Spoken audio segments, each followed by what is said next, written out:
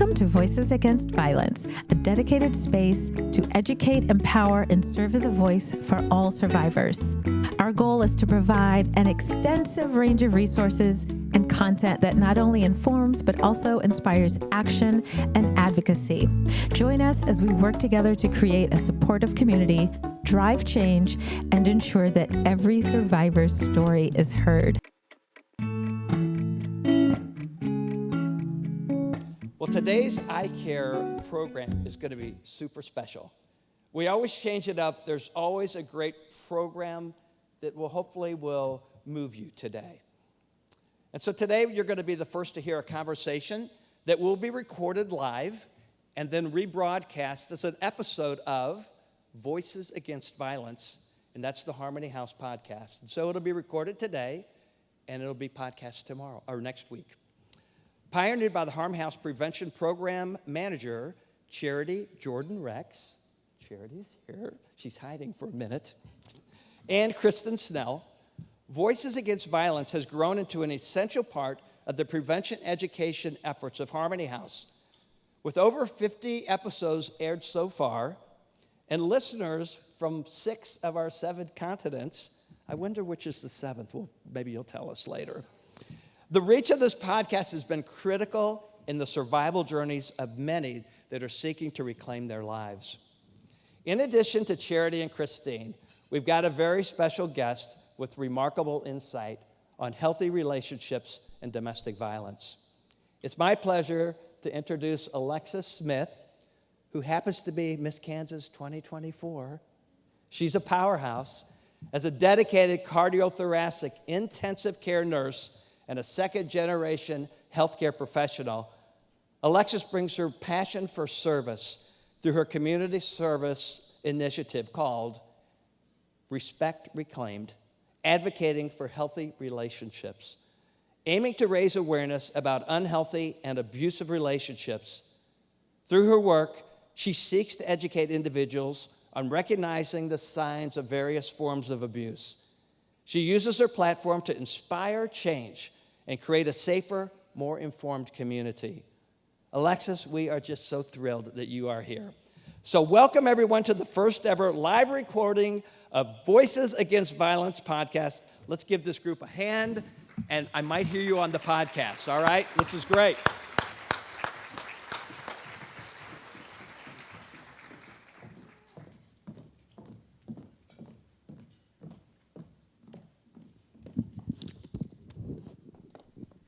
Good morning. This is a pie-in-the-sky goal for the podcast, and so thank you to Soapbox Studios, who have partnered with us. They are filming. They have been great partners. So, Alexis, so glad to have you here. Thank you so much. Happy to be here. Thank you for having me. So you may have seen her viral moment. Who saw that viral moment last year when she was on the contest stage? Anyone see that moment? Yeah, some of you have. So you were on the contest stage, and you called out your abuser on stage. Yes. So for those of you that have not seen it, last year when I competed for the opportunity to be Miss Kansas, we have an intermission, and then we have an intermission number. Well, we decided to make it special. We wanted to go out into the audience during intermission to be able to see our family and friends very quickly, very briefly, before working our way back to the stage to perform. Well, I tell people I truly believe my abuser was probably there during prelim nights as well and knew exactly where to find me during finals night, because the first individual that I ran into instead of my family and friends was my abuser. And so intimately and immediately I go into this kind of emotional state of fight or flight. And every single time in this abusive relationship, it has been flight for me. And that's exactly what it was during that moment. I was able to turn to another delegate that knew my story very well, that happened to be right behind me. She took my hand. We ran down the stairs. I was very emotional. I was in tears and was met at the hands of my directors, took me backstage, and reminded me exactly my reason, my purpose of wanting to become Miss Kansas in the first place. It was never about a shiny crown. It was never about the pictures. It was never about everything that people think pageantry is about. It truly was that aspect to be able to serve my community, to share my story in a way that I never thought I ever would. After meeting a group of incredible young women that I trained as cheerleaders that reflected the exact same story of the 14-year-old Alexis in high school that met her abuser. That's what that was about. And I was living out that reflection right there. And then, of course, I had to continue to compete for the job because that was God's calling that night. And so for my final onstage question, when they asked me, I think it was, what would my brand be as Miss Kansas? There was one thing on my mind, and that was my abuser that took away the presence that I was in that night. And so I utilized that opportunity to say, my abuser is here in the audience with us today, and he will not take away my opportunity to be Miss Kansas and to continue to advocate for other survivors of domestic violence as Miss Kansas, and that's exactly what I got to do.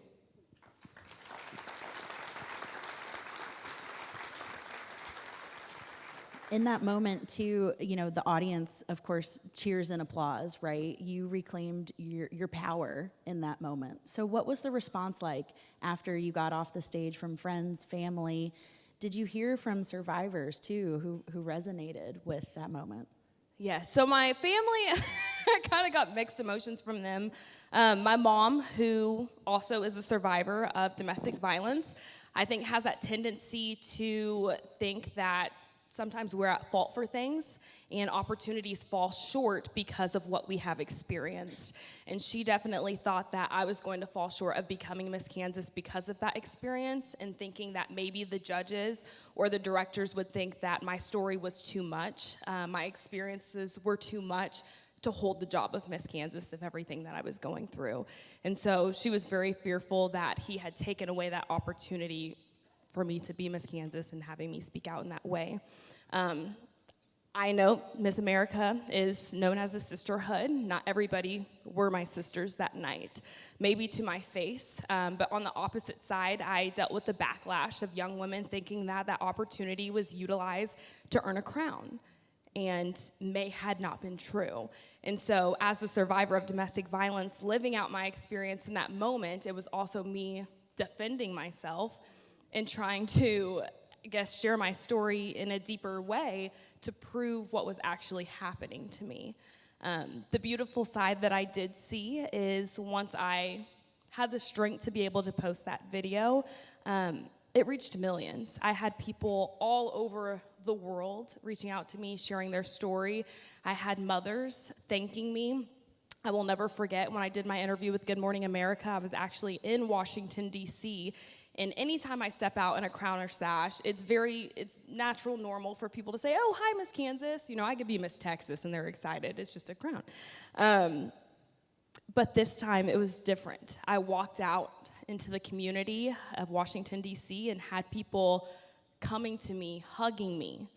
I had people in tears sharing their stories with me, thanking me for this potential opportunity of saving their daughters, of saving their sons, and just having that strength to be able to share my story, because there are so many people who live their experience of being survivors of domestic violence every single day that hide in the shadows of behind that violence and never have that opportunity to speak their truth. So to have somebody like me be able to go out and do that was very big and bold for them. And I've been shared that it has changed some lives. So I'm doing exactly my purpose in life, and I'm very happy, especially to be here to continue to do that past the crown of Miss Kansas. You can applaud for that. That was such a brave and vulnerable moment, and I think the fact that you used that moment to call out your abuser validated so many survivors. It happens in silence behind closed doors, but this is why we say talking about it is so important, because it removes the stigma, it helps remove the shame, it lets people know they're not alone. We just have a little bit of time, Alexis, but I wonder if you can tell us a little bit about your story. How did that relationship with your abuser start? What were some of the early warning signs that you can see now looking back? Yes, so I'm going to make it brief, but I think it's very important to know that I come from a family cycle of abuse. Every single woman in my life has been victimized by severe physical domestic violence, and that was very different for me because that's not what I experienced. So watching my family and reflecting on that, being in a severe emotional domestic violent relationship, it was very easy for me to look at my relationship and say, oh, I don't even got it that bad. You know, he's not hitting me, so is it really that bad? There's things that I can change here. There's behaviors of him that I can change and help him grow, even if that means sacrificing some of the things that I love now. And so that relationship, it started as a friendship, and it intensely grew to extreme jealousy. It's a friendship that he didn't want to escalate into anything else. I wanted it. But as soon as he saw me moving forward with other individuals, it became lies of things that these individuals may had not been saying about me. It had been lies about my characteristics and why I wouldn't fit in relationships with these other individuals, in ways for him to be able to slide into that position that he never really wanted in the first place. Once he had that position, it became a controlling dynamic of, this is the way relationships actually look like. I know you didn't really have a good relationship with your father because he was in and out of incarceration, and he never really had that opportunity to be consistent and build a genuine relationship with you. So let me be that, figure to be able to kind of step in here and show you what that looks like. But the way that looked like was him having that full power and control over my schedule, my time, who I was able to be friends with, what I was able to wear, what I was doing day to day. And if it went anything against what he wanted for us, it immediately turned to, I didn't know how to love. I didn't know what love looked like. I needed to prove to him that I actually loved him. And because of the abandonment issues that I had growing up, because of that relationship dynamic that I had with the male figures in my life, I consistently felt the need to continue to prove to this individual that, one, he was worthy of being loved, because he also didn't come from the strongest household or family, but also, two, that I did know how to love someone. And it was this continuous cycle of me giving and giving and giving to an individual who just continued to take. And when I decided that I wanted to take my own life back and to create those opportunities for myself, my own path, the narrative quickly changed from him threatening to leave me to him threatening to kill himself if I continued to try and walk away from that relationship. One day it's words. The next day, when the words no longer have effect, it's these little actions that he would do. Whether it was taking a whole bottle of Tylenol and me taking him to the hospital for him to tell me he had to show me that he was capable of doing this if I continued to try to leave when he was not ready. It was him getting a Texas tattoo when I tried to create this life for myself in a place of safety to show that he would never forget about me.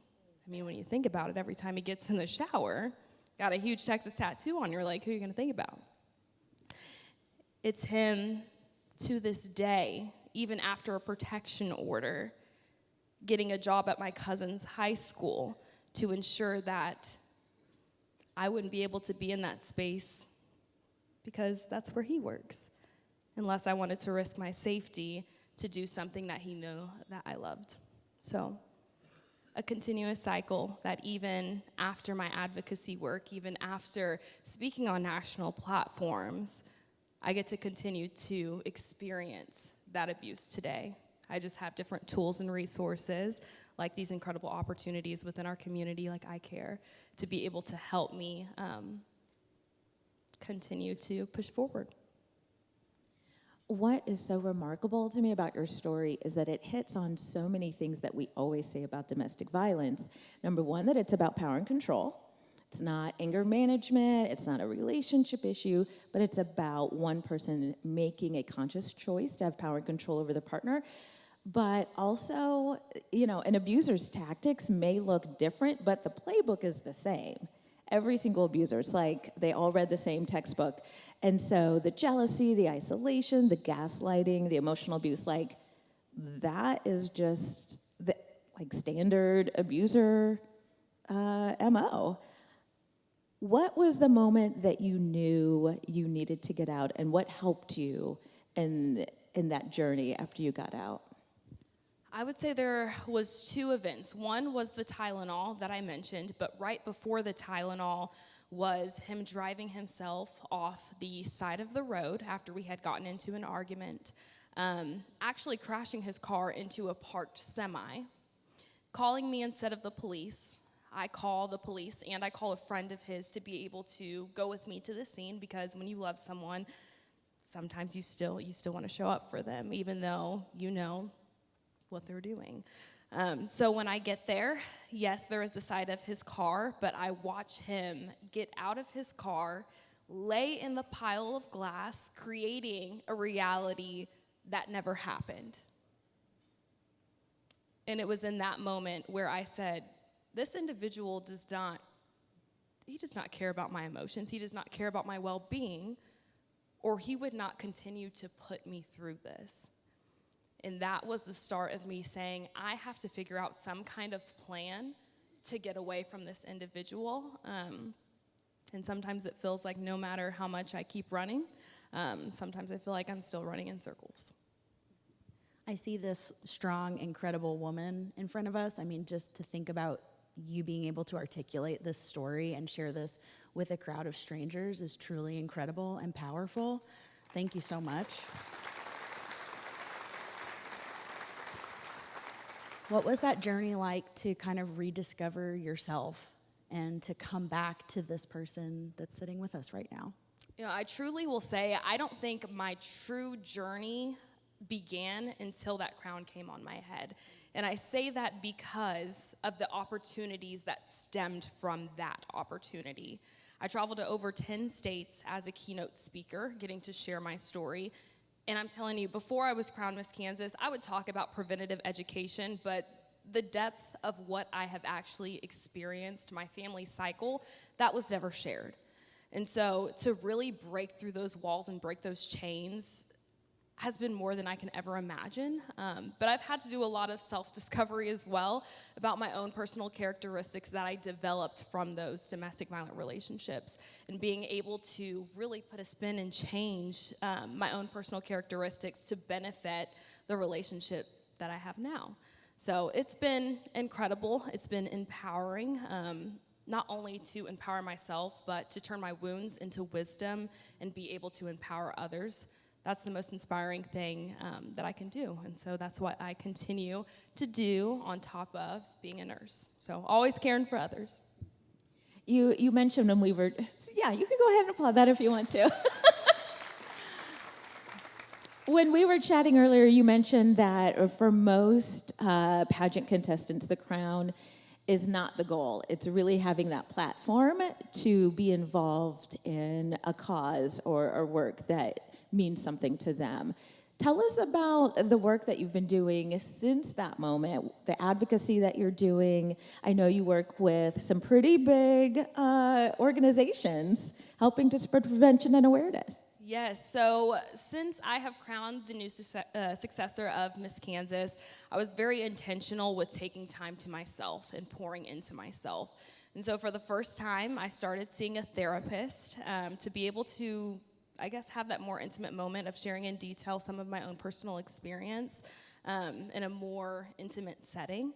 That way I can fill my cup up to be able to fill up the cup of others. So this is actually my first appearance or event since Miss Kansas this past June.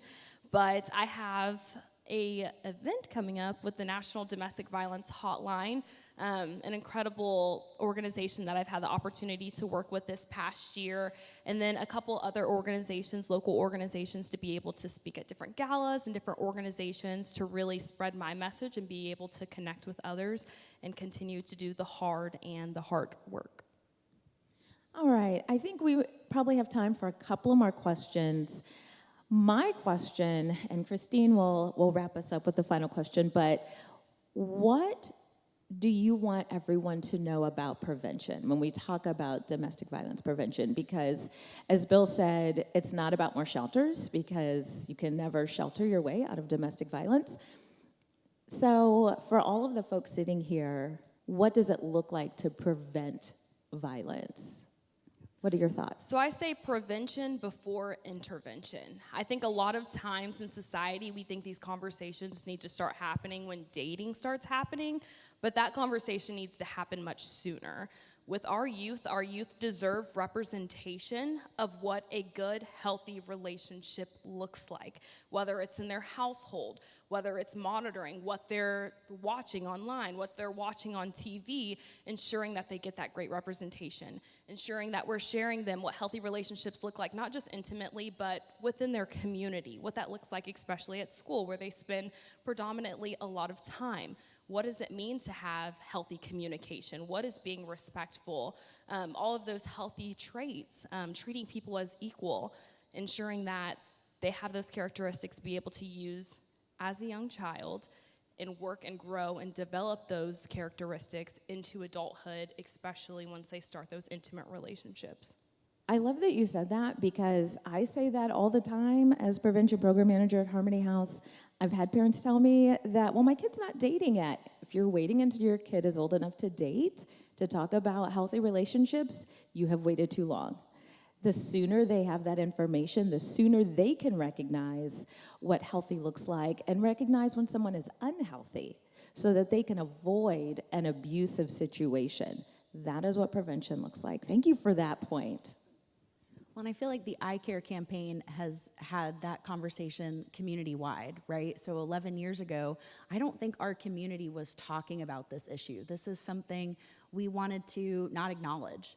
We have some of the highest rates of domestic violence anywhere in the state, and it's really hard to say that, right? Because what does that say about us? But what does it say about us that there's this room full of people that came together this morning, and that there's businesses across the community, organizations, individuals that are saying, I care about this. I want my survivors in the community to know I stand with you. I want abusers to know enough is enough. I just think the iCare campaign has really done that prevention work so beautifully. What does it mean, you're not in this community, right, but you share this lived experience.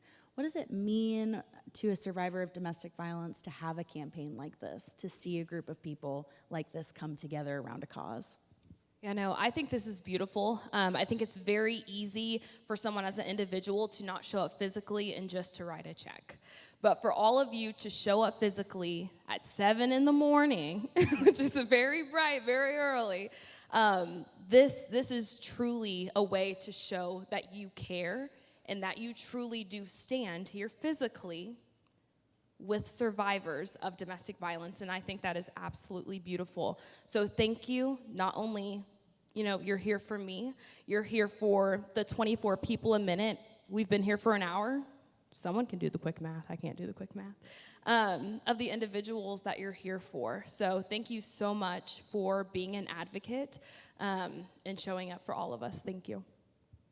Give yourselves a hand, yeah, for being here.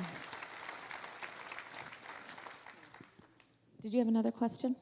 Alexis, tell us, what's one last thing, if you could leave everyone in this audience with, all of the folks here, are the individuals and the businesses and the organizations who are going to go out into their community, into their workplaces, their churches, their schools, and they're doing iCare, and they've got our flyers and the hotline tear-offs. For those folks, what's the next step? What can they do? You have to be intentional. It's one thing to be able to speak the word. It's one thing to be able to listen and take that information. You have the tools. Now it's important that you use them. until you start being that walking reflection of what it means to be a healthy individual, not just physically, but within those relationships, all relationships, not just intimate relationships, not just the people that you like, not just the people that you love, but with everyone, that is how we create change. So be very intentional with how you speak with people. Be very intentional with how you treat people. And then we can get that ball rolling for other people to be able to also follow your footsteps. That was amazing.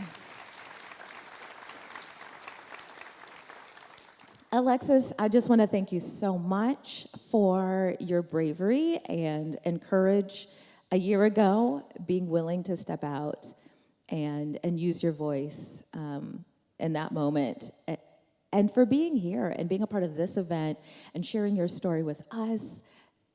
I just can't thank you enough. Thank you for being a part of our iCare event. Thank you for being on Voices Against Violence.